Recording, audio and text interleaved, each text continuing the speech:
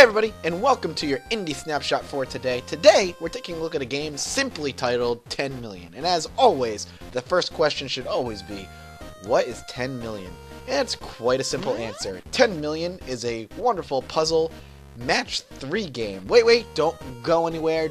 I know, Mathis, what? I'm not watching you play Bejeweled. There's something very special about this particular match 3 game, so don't you worry. It actually introduces an element of RPG and dungeon crawling into the game that's quite nice. Quite simply, the game is to get to 10 million points. It's really the point. All your points accumulate between all of your runs. Along the way, you're going to be collecting resources, which help unlock these rooms. I've unlocked all but one. As well as gold, which you spend at all these places that you have unlocked to upgrade yourself. So, particular this one, this is the swords. You can upgrade your weapon for gold that does more damage and whatnot, and has a higher % chance to crit. Over here, you can go to training, where you spend your purple experience, but I've trained everything already. Stuff like 10% experience when killing monsters, or grant time bonus when you match 5 in a row. Over here, it's armor. Shield types, better shield, higher resistance for shield, more max shields, which I'll talk about when we get to the game. Over here is the magic wand. I love the whole pathetic walking animation. We can spend some gold on upgrading the material of our magic wand, or staff as they call it. And down here is armor. You take less damage from monsters and whatnot. So you're probably asking yourself, because I've just jumped to the upgrades, well, Mathis, I don't understand. What are you talking about? Monsters and experience and gold in a match 3 game. Well, that's the fun part. That's what makes this game exceptionally addicting. There is a lot of, like I said, RPG and dungeon crawling elements involved. So we're going to jump in. There's little achievements you can achieve as you play along. You're going to run the dungeon.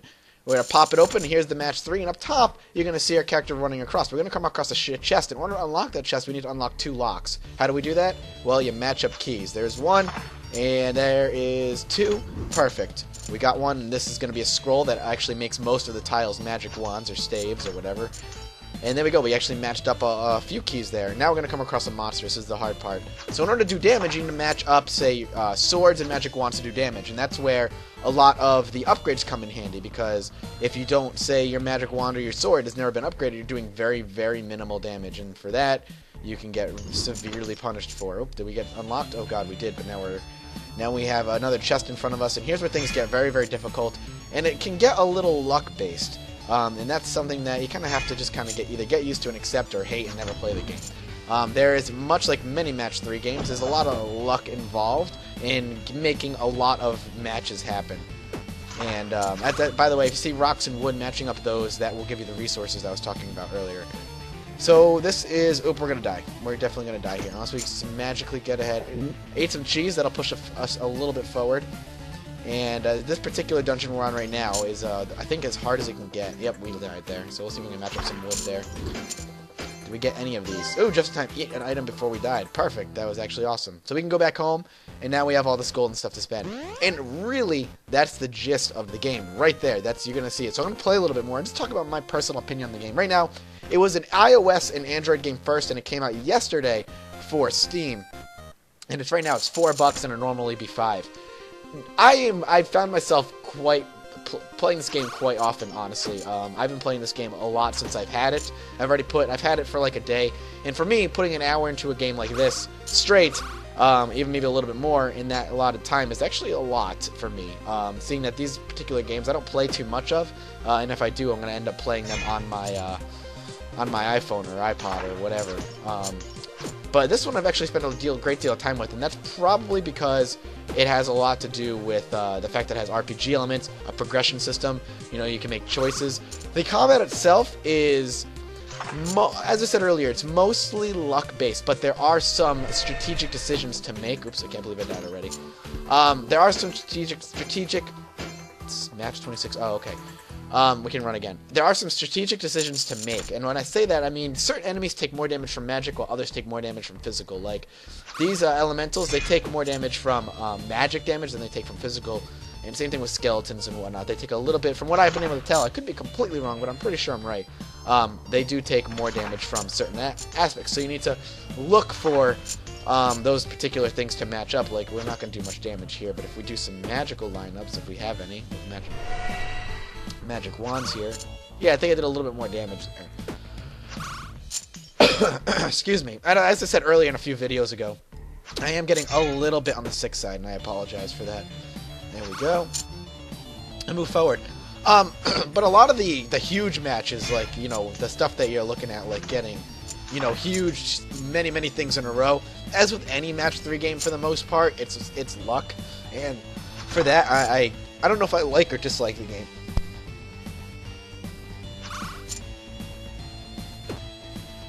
I apologize, I had a cough there and I disappeared. I don't know why, I'm just getting really sick for no reason at all. And I think I'm going to go get some water.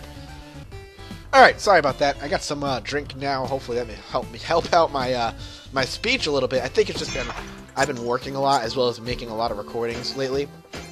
Anyway, so there are some strategic decisions to be made, but as I was saying, getting a lot of the massive combos really results into luck, and I think that can be a little frustrating when there's a game that involves a lot of combat and quick thinking, and sometimes you just kind of have to let the gameplay itself every so often. But that said, this game is still really addicting, and I can't really fault it for the luck base, because I think a lot of these match 3 games are quite luck based, as I've already said quite a few times now.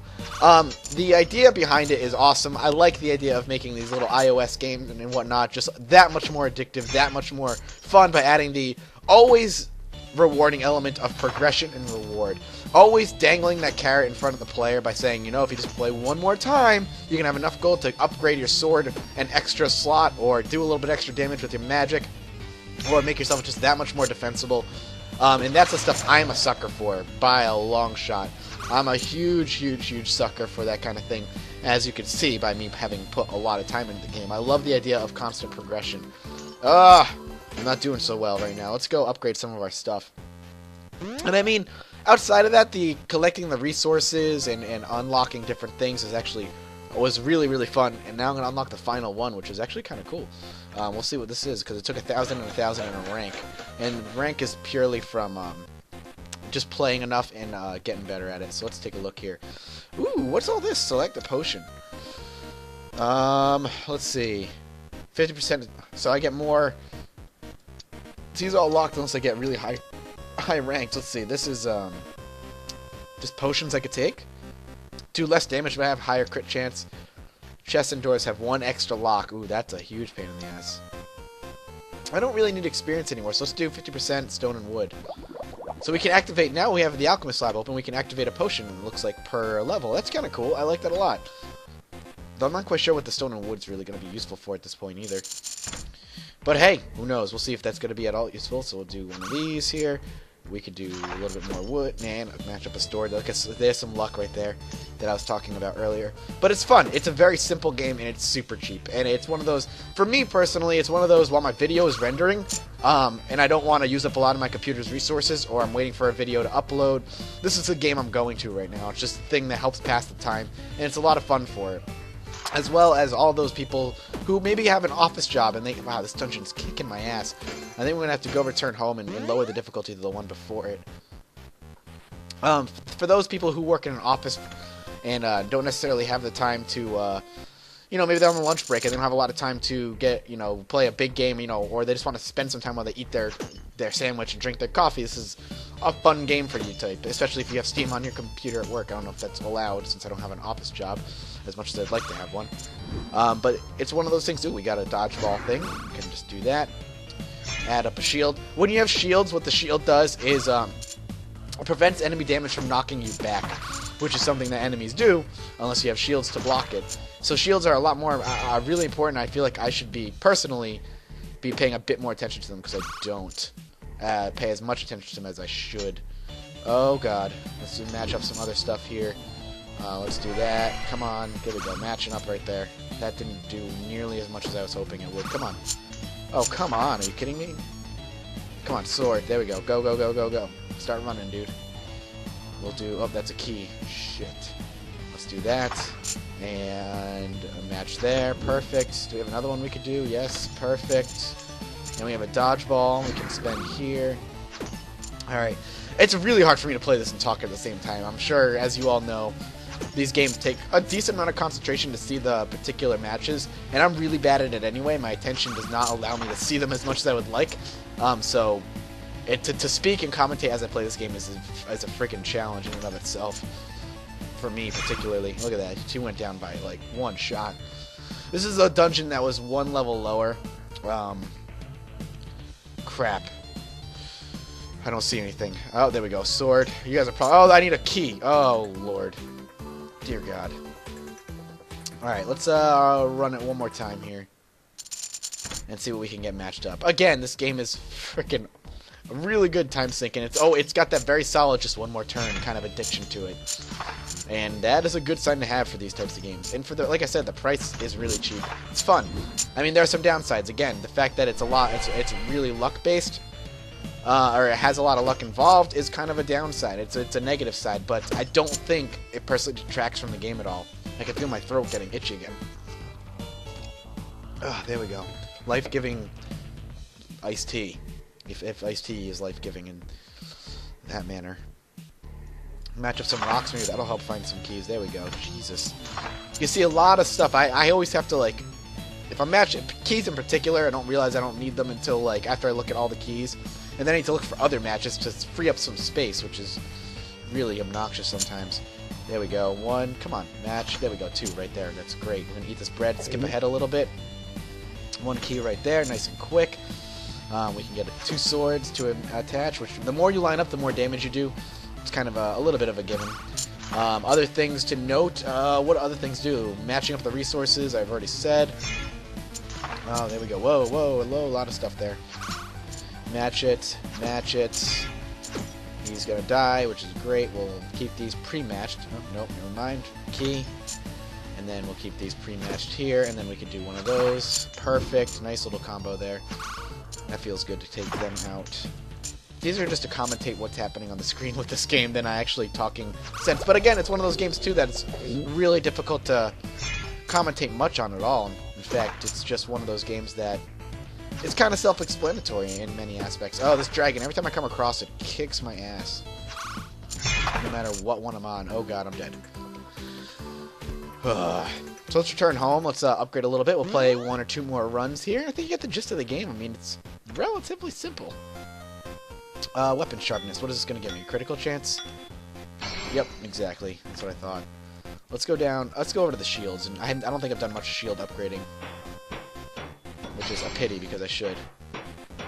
Because I don't match shields up like consciously often, but I know for a fact that I actually do match up a good chunk. Let's go back to Dungeon Crawler.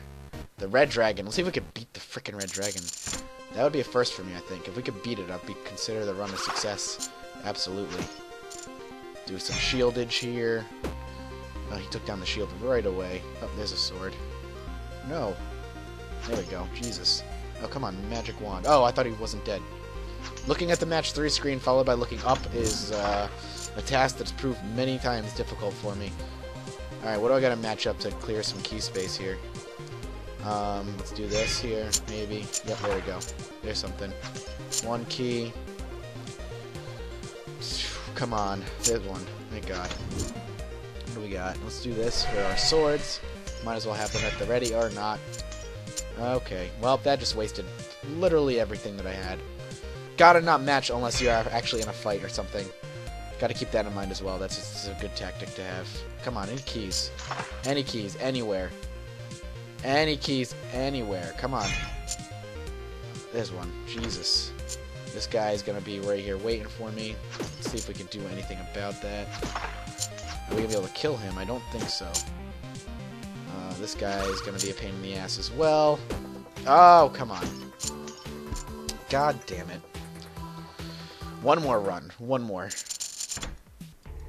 I mean, it's not much to say about the game anymore. There really isn't. I mean, it's very, very simple, and it's very, very addicting.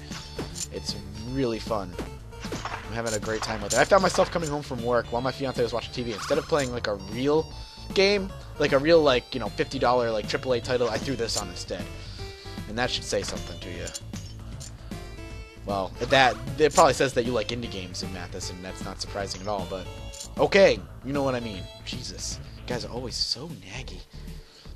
Not exactly the most perfect speaker in the world. Alright, that's a lot of wood right there. I'm gonna take all that. Oh, that's so much wood. I love a lot of wood.